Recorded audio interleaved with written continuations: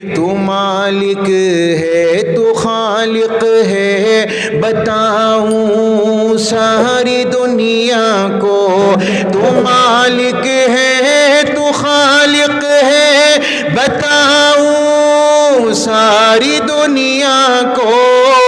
نبی کے سینہ اطہر کے غم سے آشنا کر دے، نبی کے سینہ اطہر کے غم سے آشنا کر دے۔ الہی دل سے دنیا کی محبت کو فنا کر دے، سکون دل عطا کر دے، سکون دل عطا کر دے، سکون دل عطا کر دے، سکون دل عطا کر دے۔ نبی کے سینہ اطہر کے غم سے آشنا کر دے، نبی کے سینہ اطہر کے غم سے آشنا کر دے۔ الہی دل سے دنیا کی۔ میرے نبی کے سینے کا کیا غم تھا جسے شاعر کہتا ہے کہ نبی کے سینہ اطہر کے غم سے آشنا کر دے۔ میرے پیاروں، میں زیادہ کچھ نہیں لیکن ایک دو واقعہ اور میرے پیارے آقا کی زندگی آپ کے سامنے پیش کرتا ہوں۔ تاجدار مدینہ میرے تمہارے سچے آقا اپنی سواری پر سوار ہیں، عرفات کا میدان ہے اور لاکھوں صحابہ آپ کے ساتھ میں ہیں، ہزاروں کا مجمع آپ کے ساتھ میں ہے۔ تاجدار مدینہ محمد الرسول اللہ اپنی سواری پر سوار، عرفات کا میدان، اپریل کا مہینہ، اپریل کے مہینے کی گرمی بڑی سخت ہوتی ہے اور میرے پیاروں عرفات کے میدان کی گرمی اور وہاں کی سختی اور زیادہ ہوتی ہے۔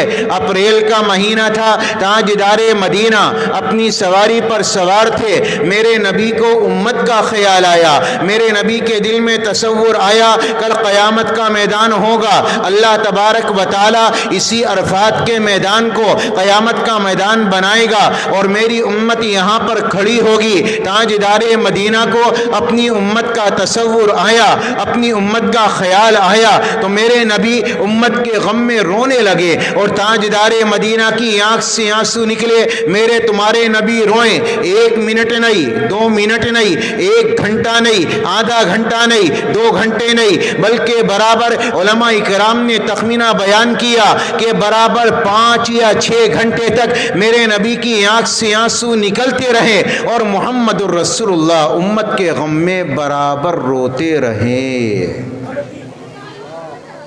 6 گھنٹے تک میرے نبی کی آنکھ کا آنسو نہیں رکا، 5 گھنٹے تک میرے نبی کی آنکھ کا آنسو نہیں رکا۔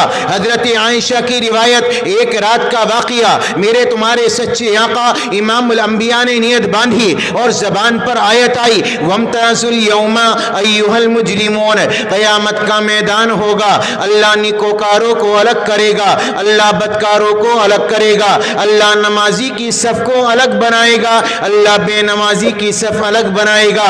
تاجدار مدینہ امام الانبیاء محمد الرسول اللہ کی زبان مبارک پر یہ آیت کریمہ آئی اور میرے نبی نے رونا شروع کر دیا۔ آپ کی آنکھ سے آنسو نکلے، آپ کی داڑھی مبارک تر ہو گئی، آپ نے رکوع کیا، آپ کا سینہ تر ہو گیا، آپ نے سجدہ کیا، آپ کا مصلی تر ہو گیا۔ اما عائشہ کا بیان ہے، جب میں نے صبح مصلی اٹھایا تو اس سے آنسو ٹپک رہے تھے۔ تاجدار مدینہ امت کے غم میں اتنے آنسو بہاتے ہیں۔ میں عرض یہ کرنا چاہوں گا میرے پیاروں کہ پوری رات گزر گئی، میرے نبی کی آنکھ کا آنسو نہیں رکا۔ تاجدار مدینہ امت کے غم میں روئے، برابر 6 گھنٹے تک آپ کی آنکھ کا آنسو نہیں رکا۔ میرے نبی کے دل میں کیا غم تھا کہ امت کے لیے اتنا رونا، امت کے لیے اتنا تڑپنا، امت کے لیے اتنا بے چین رہنا کہ راتوں کی نیندیں حرام کر دی، یہاں تک کہ اللہ نے قرآن کریم میں فرمایا یا ایھا المزمل قم اللیل الا قلیلا، اے کملی اوڑھنے والے پوری رات کھڑے ہونے کی ضرورت نہیں، تھوڑے کھڑے ہو لیا کرو، تمہارے پاؤں سوج جاتے ہیں، تمہارے پاؤں پر ورم آ جاتا ہے۔ تاجدار مدینہ امت کے غم میں اللہ کی یاد میں جب راتوں کو کھڑے ہو کر روتے ہیں، پوری رات گزر جاتی ہے اور محمد الرسول اللہ کی آنکھ کا آنسو بند نہیں ہوتا۔ مجھے ایک بات بتاؤ میرے پیارو، تاجدار مدینہ امت کے غم میں اتنا روئے کہ پوری رات گزر گئی، میرے نبی اتنا روئے کہ 6 گھنٹے سواری پر سوار، اوپر شامیانہ نہیں، اوپر کوئی چھاتا نہیں، اور آپ علیہ السلام سواری پر سوار، اپریل کا مہینہ، تیز دھوپ اور گرمی ہے، نبی پاک علیہ السلام کو دھوپ کا احساس نہیں ہوا، آپ علیہ السلام کو دھوپ کی شدت کا احساس دل میں نہیں آیا۔ اگر خیال آیا تو امت کا، اگر تصور آیا تو امت کا، اگر خیال آیا تو ہم جیسے گناہ گاروں کا، ہم جیسے پاپیوں کا، کہ اس امت کا کیا بنے گا، ان گناہ گاروں کا کیا بنے گا، ان بے نمازیوں کا کیا بنے گا۔ حسن کا خیال نہیں آیا، حسین کا نہیں آیا، فاطمہ کا نہیں آیا، علی کا نہیں آیا، عمر کا نہیں آیا، ابو بکر کا نہیں آیا، اگر آیا تو ہم جیسے گناہ گاروں کا، ان بے نمازیوں کا کیا بنے گا، ان شراب پینے والوں کا کیا بنے گا، ان لوگوں کا کیا بنے گا جنہوں نے معمولی کام کی وجہ سے اللہ کے حکم کو ٹھکرایا، نماز کو چھوڑ ڈالا۔